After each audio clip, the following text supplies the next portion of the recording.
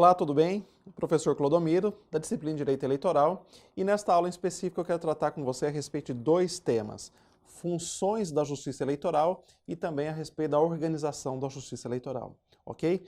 Nós vamos começar aqui na nossa tela falando das funções da Justiça Eleitoral.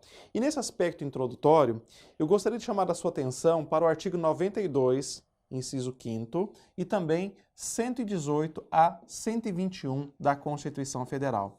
É sempre bom o registro, das fontes destas informações, até para que você possa depois consultar e estudar com mais afinco.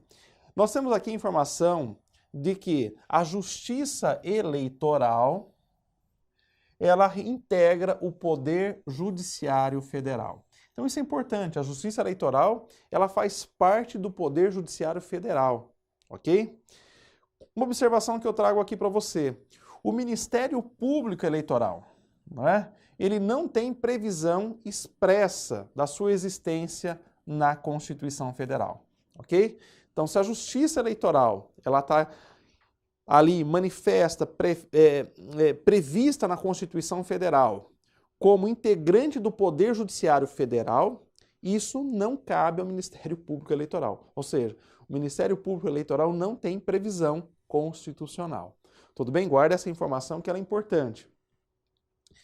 No fundo, a questão do Ministério Público é regulado pela Lei Complementar 7593. Essa lei é a que trata da organização e do estatuto do Ministério Público. Então, como o Ministério Público não tem previsão constitucional, nós buscamos isso lá na Lei Complementar 75 de 93, que vai regular a atuação do Ministério Público junto à Justiça Eleitoral, ok? E isso se dá de forma residual e aparece também no Código Eleitoral, nos artigos 18, 24 e também no 27, ok? Então, para orientar os seus estudos, eu estou dando essas informações aqui bem detalhadas, até para que você possa depois buscar esses artigos e, de fato, trazer-lhe uma confirmação, e uma memorização, uma confirmação na sua mente desse conteúdo aqui expresso, ok? Funções da Justiça Eleitoral. A Justiça Eleitoral, enquanto poder judiciário, ela tem 4 funções distintas. Função jurisdicional, que é a sua função típica enquanto poder judiciário, integrando o poder judiciário. Ela tem uma função executiva, também chamada de administrativa. Veja, toda a organização de uma eleição, olha o trabalho que dá.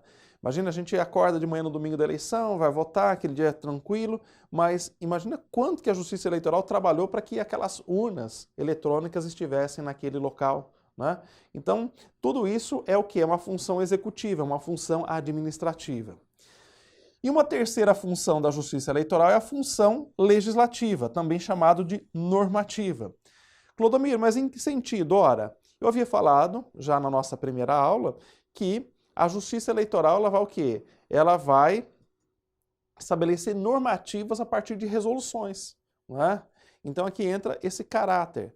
A partir do que o legislador estabelece, ela vai adensar esta legislação para dar o que? O devido e o correto procedimento dentro das eleições, através do que? Das suas resoluções. Então ela tem um caráter legislativo, por assim dizer, um caráter normativo. E por último, a Justiça Eleitoral tem uma função consultiva. Partido político tem uma dúvida em relação a uma determinada situação que surgiu num determinado contexto. O partido político tem legitimidade para fazer uma consulta ao Tribunal Superior Eleitoral ou também aos tribunais regionais eleitorais nos estados e no Distrito Federal. Então são 4 as funções da Justiça Eleitoral e eu quero trazer aqui para você informações mais detalhadas a respeito de cada uma delas. Então a função jurisdicional é uma função típica, enquanto integrante do Poder Judiciário. Então a Justiça Eleitoral é um ramo especializado do Poder Judiciário Federal, como eu já disse, é um ramo especializado do Poder Judiciário Federal, que atua desde o alistamento eleitoral até a diplomação dos eleitos. Então, desde o momento que a pessoa vai lá, faz o seu alistamento, até aquele que decide participar de um processo eleitoral, busca votos, participa da eleição, sai o resultado, é eleito e a Justiça Eleitoral vai lá e diploma esta pessoa. Então veja que é um percurso bastante extenso. E aqui eu queria chamar a sua atenção que quando nós falamos em processo eleitoral, nós estamos falando de todas essas fases que a Justiça Eleitoral ela se ocupa. Então, o processo eleitoral são as etapas que dão guarida para a realização do pleito, né? Desde o alistamento até a diplomação. Não tem a ver diretamente com a dinâmica processualista, né? No aspecto do processo civil, mas ao processo enquanto etapas que a Justiça Eleitoral se compromete para dar guarida, né? Do processo das eleições como um todo. Tudo bem? Então nós vamos avançar aqui na nossa tela e nós vamos ver, né, como já disse anteriormente, as fases do processo eleitoral, que começa lá com o alistamento eleitoral, depois pelas convenções partidárias para a escolha dos candidatos, o registro das candidaturas, enfim, daquelas pessoas que foram selecionadas pelos partidos para concorrer à eleição. Ela vai regular também a propaganda política, o processo de eleição, votação e apuração dos votos e depois a proclamação e a diplomação dos eleitos. Então, olha, são várias etapas, né? São várias as fases que compõem o processo eleitoral.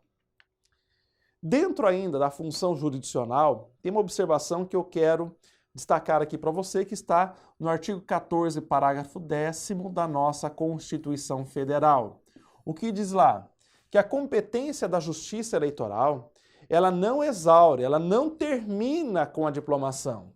Então veja, essas fases que eu havia colocado, desde o alistamento à diplomação, aqui na Constituição, no artigo 10º, no 14, parágrafo 10º, está dizendo, olha, a competência da Justiça Eleitoral ela não exaure, ela não termina com a diplomação, mas ela se estende além da diplomação para o quê? Para dar conta da ação de impugnação de mandato eletivo, a AIME, né? Para dar conta também do quê? De recurso contra a diplomação e também da ação rescisória eleitoral, ok? Se você colocar tudo isso no mesmo pacote, além da diplomação, existe a fase recursal, que também é de competência da Justiça Eleitoral. Então, além dessas 6 fases, né, às vezes pode aparecer na sua prova, olha, termina a diplomação? Não, conta-se também com a fase recursal, ok? Avançando aqui, uma outra informação, e essa é uma informação importante, que diz o seguinte, matéria interna corporis, ou seja, matéria interna dos partidos políticos, segundo jurisprudência pacificada dos tribunais superiores, não é de competência da Justiça Eleitoral, mas da Justiça Comum. Então veja, aqui tem um elemento interessante. O partido político no Brasil, ele é pessoa jurídica de direito privado. E ele tem uma autonomia resguardada pela Constituição. Ou seja, o partido tem autonomia para decidir coisas do ponto de vista interno.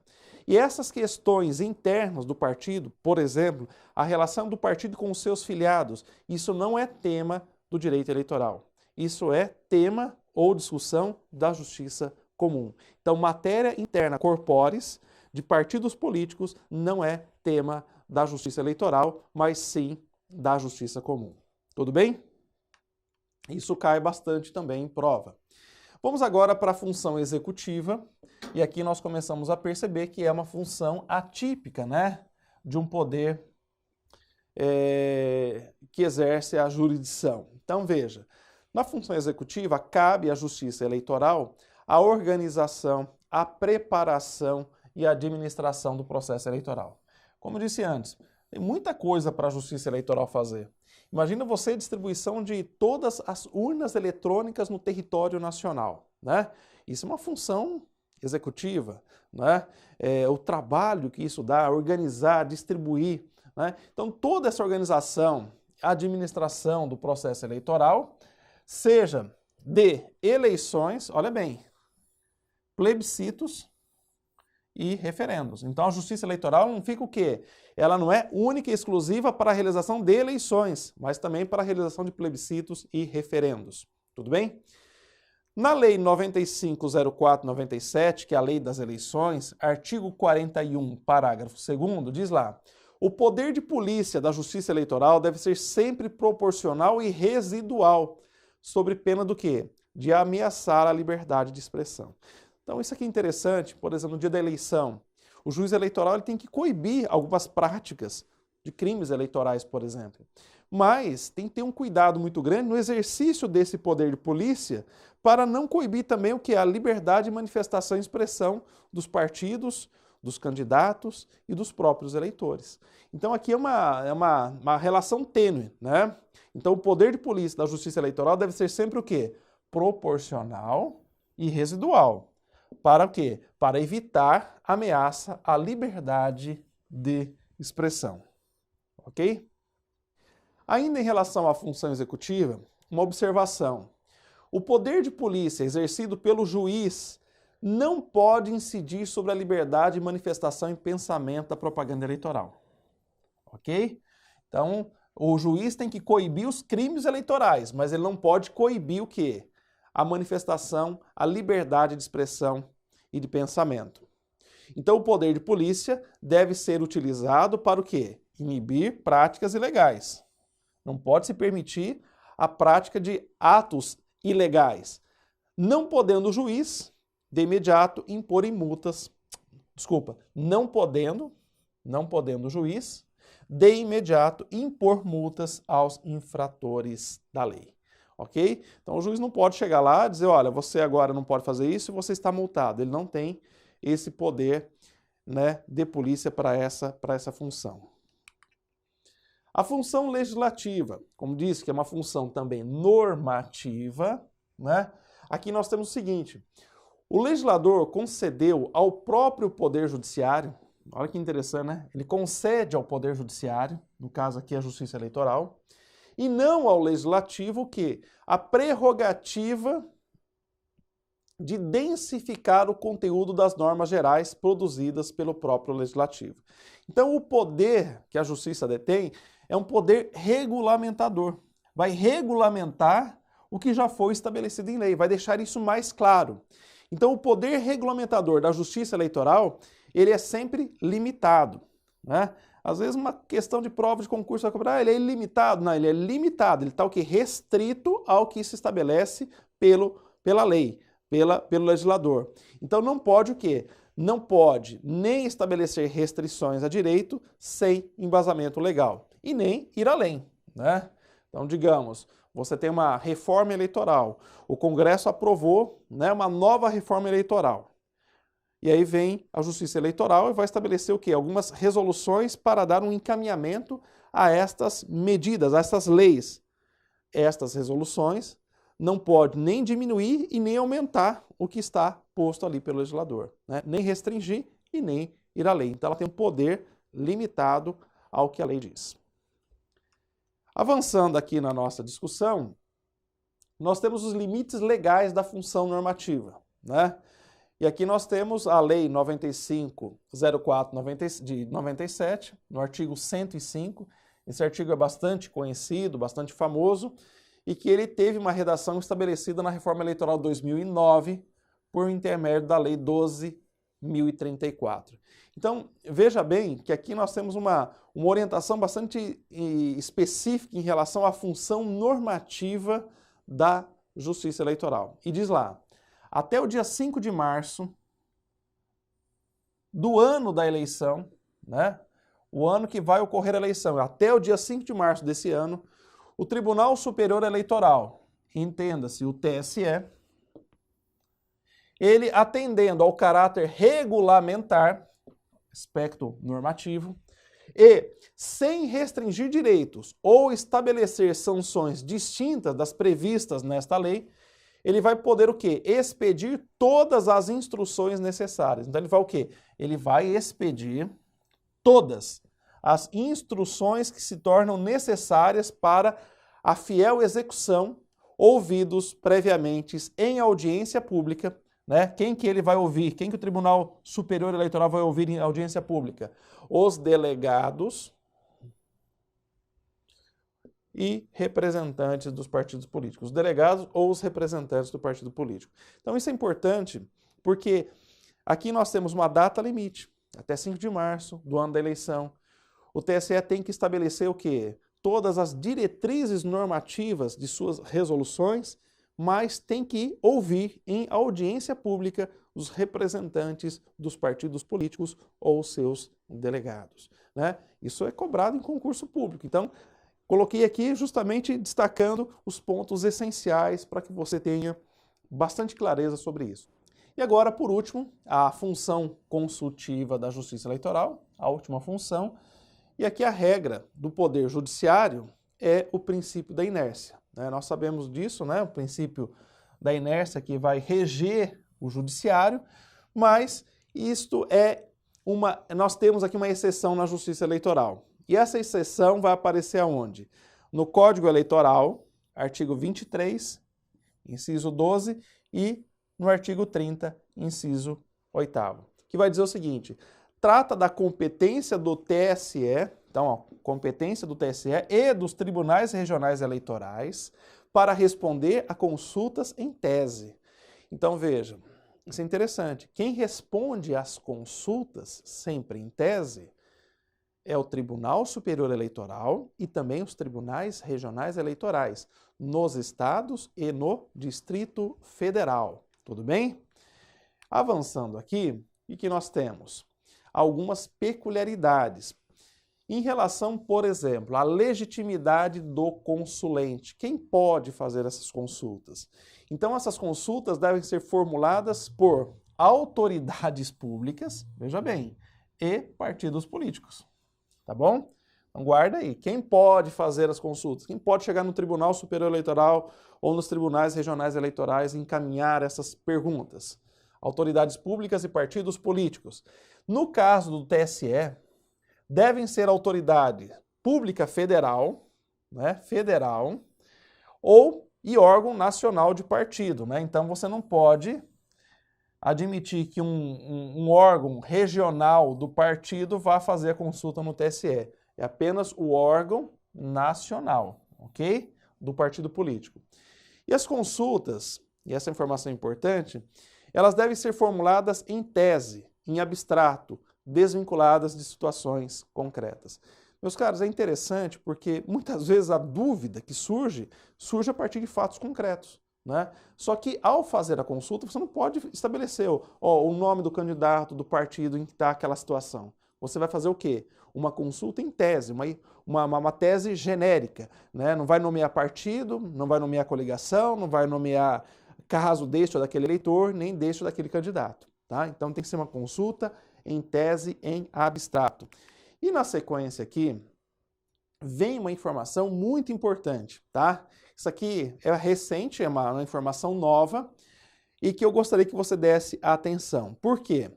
Porque até a Lei 13.655 de 2018, essa lei que trouxe uma mudança na Lei de Introdução de Normas do Direito Brasileiro, a LINDB, né? Ela trouxe uma mudança no artigo 30 do Decreto Legislativo número 4657/42, né, aqui da LINDB, e ela vai dizer o seguinte, olha aqui comigo, artigo 30. As autoridades públicas atuarão com vistas a aumentar a segurança jurídica na aplicação das normas, inclusive por meio de normas complementares, orientações normativas, súmulas, enunciados e respostas a consultas. Então veja, nós temos uma mudança lá na LINDB em 2018. E vai colocar no seu parágrafo único o seguinte: os instrumentos previstos no caput terão caráter vinculante em relação ao órgão ou à entidade da administração pública a que se destinarem até ulterior revisão. O que nós temos aqui?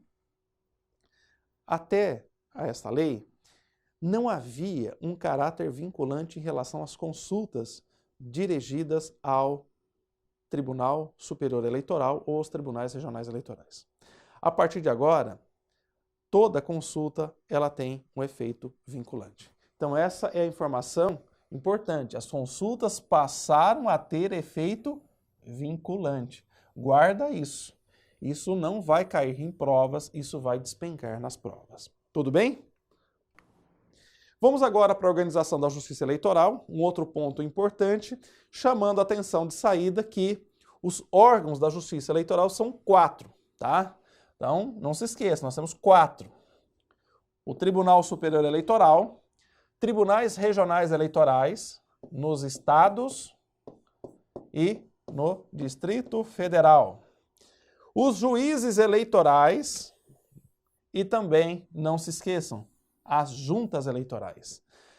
Geralmente se pergunta nas provas de concursos, olha, a composição da organização, né, da Justiça Eleitoral, eles colocam o Ministério Público ou retira a junta eleitoral. Então não se esqueça, a junta eleitoral, as juntas eleitorais, elas compõem, né, a organização da Justiça Eleitoral. E o que eu quero chamar a atenção é que a Justiça Eleitoral ela tem um caráter eclético, né? Ela tem um caráter eclético. Por quê? Porque ela é composta por magistrados, né, oriundos do STF, do STJ, dos tribunais de justiça, do Tribunal Regional Federal, de juízes federais, de juízes estaduais e também de advogados e, olha, cidadãos comuns. Interessante, né? Cidadãos comuns também podem compor a Justiça Eleitoral, ok? E aqui uma outra informação, né, que nós já mencionamos rapidamente, mas os magistrados na Justiça Eleitoral, eles não gozam de vitaliciedade. Apenas do quê? Eles vão gozar apenas da irredutibilidade dos seus subsídios e também da inamovibilidade, ok? Então guarda, eles não têm vitaliciedade. E por último, os juízes, eles vão o quê? Em razão desse caráter, né, de não vitaliciedade, eles vão servir a Justiça Eleitoral por 2 anos e nunca por mais de 2 biênios consecutivos. Tudo bem? E aqui nós vamos entrar agora na composição hierárquica da Justiça Eleitoral. E eu vou começar pelo esquema aqui, né, o que está no topo, o Tribunal Superior Eleitoral, né? Aí você tem os tribunais regionais eleitorais, os TREs, né? E por último, as juntas eleitorais, que são constituídas no período de eleição durante a apuração, e também dos juízes eleitorais. Então é interessante que as juntas eleitorais e os juízes eleitorais, eles constituem a primeira instância da Justiça Eleitoral, ok? E aí você tem o quê? Os tribunais regionais eleitorais e, por último, o Tribunal Superior Eleitoral. Tudo bem? E aqui eu quero falar um pouco, que é um tema que também muito cobrado, que são a forma, né, a maneira como se compõem esses tribunais. Aqui é um ponto bastante importante e significativo e que eu gostaria de destacar aqui com vocês. É o seguinte, a composição do TSE, ele aparece na Constituição Federal, artigo 19. Né? E olha que interessante, nós temos 7 ministros no TSE, então guarda esse número, 7 no TSE e 7 também 7 membros que compõem também os tribunais regionais eleitorais. E a composição se dá da seguinte forma, 3 ministros são provenientes do STF, ok? 2 ministros do STJ e 2 advogados. Olha que interessante. Desses 3 ministros do STF, é que nós deveremos escolher o quê? O presidente e o vice-presidente. Então, o presidente do TSE e o vice-presidente, eles necessariamente devem sair dentre os 3 ministros do STF. O corregedor geral, ele vai sair de uma eleição aqui dos 2 ministros do STJ. Então, um dos 2 será o corregedor geral do Tribunal Superior Eleitoral. Em relação aos advogados, preste atenção, eles são nomeados pelo presidente da República numa lista sêxtupla que é realizada, que é enviada, guarde isso, hein, pelo STF. Muitas pessoas acreditam, né, ou aparece na prova, acreditam que essa lista sêxtupla ela é indicada pela OAB. Não, ela é indicada, né, preparada pelo Supremo Tribunal Federal, encaminhada ao presidente e lá então é feita a escolha desses 2 advogados pelo presidente da República. Então nós temos aí a composição do Tribunal Superior Eleitoral. E agora nós vamos avaliar aqui a composição dos tribunais regionais eleitorais a partir do artigo 120 da Constituição Federal. Novamente, são 7 componentes. 2 desembargadores provenientes do TJ, ok? 2 juízes de direito também provenientes do TJ, 1 juiz federal escolhido pelo TRF, né? Se naquela capital nós tivermos a sede do TRF, então será nomeado um desembargador do TRF. Isso aqui é importante, né? Na capital, onde nós temos a sede do Tribunal Regional Federal, né? Ali não vai ser o quê? Proveniente um juiz federal, mas um desembargador do próprio tribunal a compor um Tribunal Regional Eleitoral fixado também naquela capital, ok? E da mesma forma como nós temos no Tribunal Superior Eleitoral, 2 advogados que são escolhidos pelo presidente da República em lista elaborada pelo, preste atenção, pelo TJ.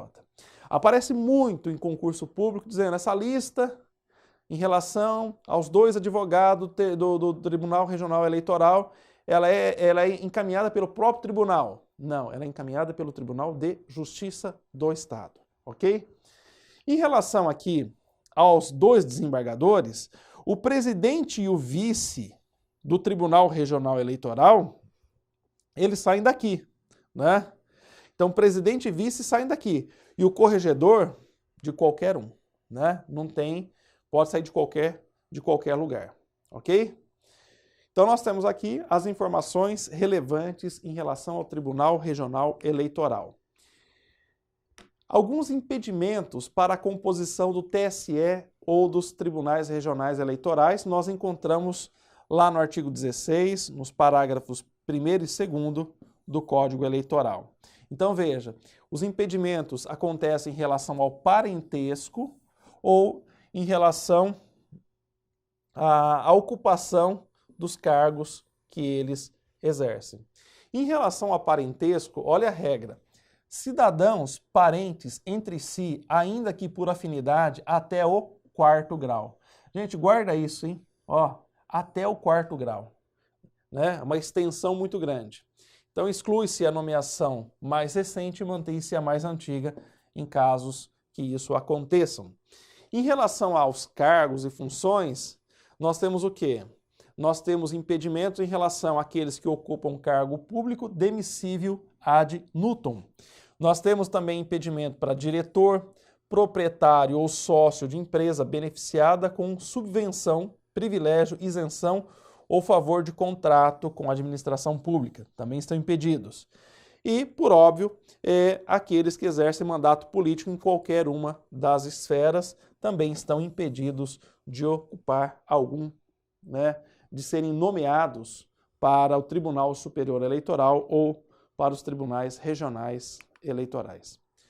E agora nós vamos falar aqui sobre os juízes eleitorais, né? Os juízes eleitorais, eles são juízes de direito estaduais. Isso é importante, né? São juízes estaduais. E aqui aparece um conceito que muitas vezes nós confundimos. Clodomiro, o que é zona eleitoral? A zona eleitoral é o espaço territorial, ó, o espaço territorial sobre a jurisdição de um juiz eleitoral. Ok? E aqui nós temos uma informação também relevante, porque temos grandes municípios que eles podem ter várias zonas eleitorais. Então vamos pegar aqui o município de São Paulo. Ele tem várias zonas eleitorais dentro do município. E também é possível o contrário, né? Quando você tem vários pequenos municípios que são englobados numa única zona eleitoral. Imagine você, né? Nós temos mais de 5.000 municípios no Brasil, municípios pequenininhos com 3, 4 mil habitantes e outros, né, com milhares ou milhões de habitantes. Então nós podemos sim ter várias zonas eleitorais dentro de um único município grande, ou nós podemos lá no interior, né, nós podemos reunir vários pequenos municípios e transformá-los numa única zona eleitoral. Tudo bem? Se cair isso na sua prova, você fica bem tranquilo aí em relação a essa informação que eu estou lhe passando. Em relação às juntas eleitorais, como que elas se compõem? Elas são compostas de um juiz de direito, tá? Um juiz de direito e de 2 a 4 cidadãos de notória idoneidade. Então preste atenção nisso, porque geralmente nas provas eles vão colocar o quê? Números diferentes aqui para te confundirem. Mas vão te confundir aqui também, olha, exigindo o quê? Notório conhecimento jurídico. Não, notória idoneidade apenas, né? Não precisa esse cidadão ser conhecedor do direito. Não tem essa necessidade, tudo bem?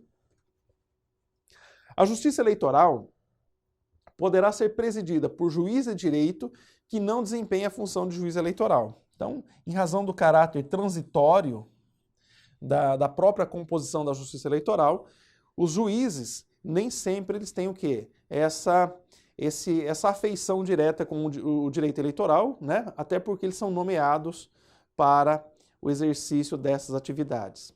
E aqui eu trago duas informações que são as seguintes. Em uma mesma zona eleitoral, né, numa mesma zona eleitoral, pode-se organizar mais de uma junta eleitoral, de acordo com o número de juízes de direito atuantes naquela área territorial, correspondente à zona eleitoral. Então, veja, em uma mesma zona eleitoral eu posso ter mais de uma junta eleitoral, posso ter várias juntas eleitorais, tá? E outra informação que compete às juntas eleitorais, né, isso cobra-se muito em concurso, qual a função, né, a mais específica talvez das juntas eleitorais hoje?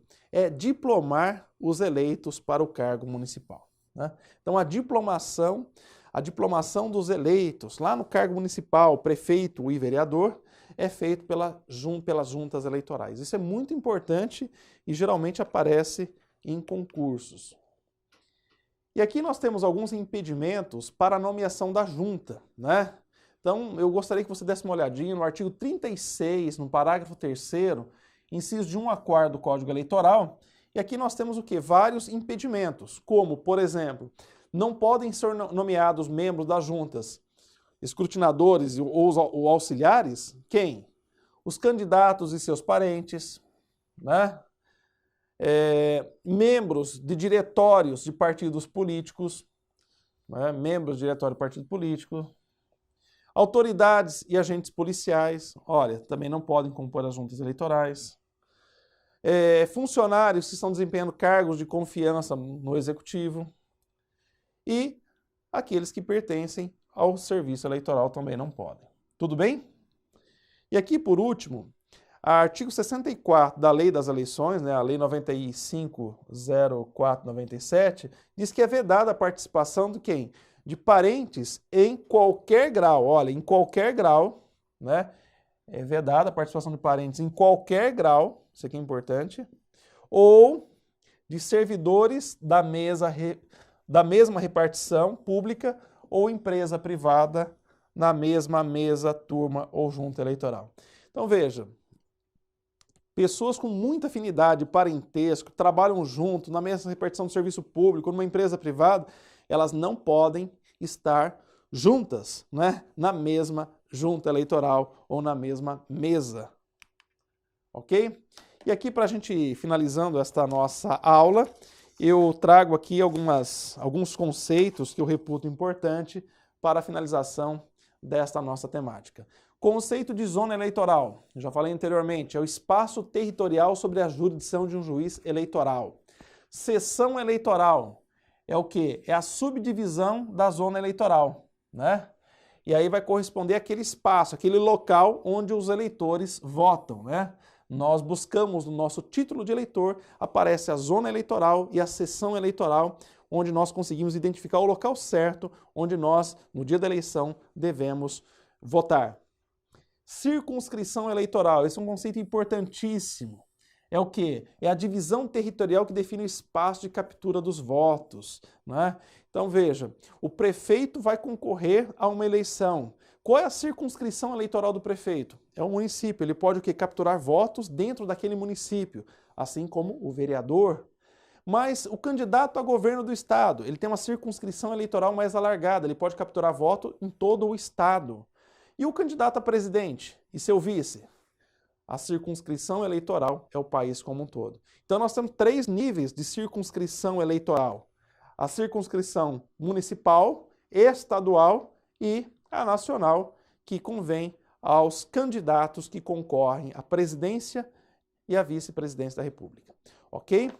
Estas, né, compõem as informações mais significativas e relevantes que eu gostaria que você tivesse aí nos seus estudos. Espero ter contribuído, espero também encontrá-lo no nosso próximo encontro. Um grande abraço e até lá!